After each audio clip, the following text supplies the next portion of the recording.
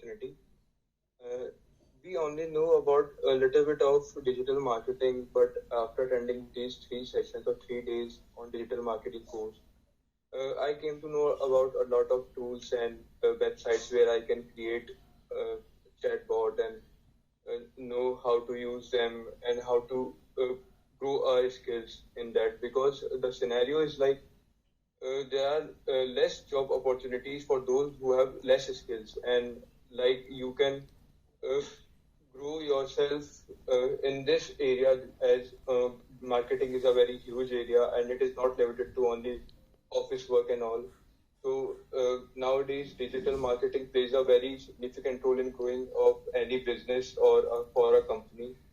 So I think thank you for all of your support, and thank you for Mr.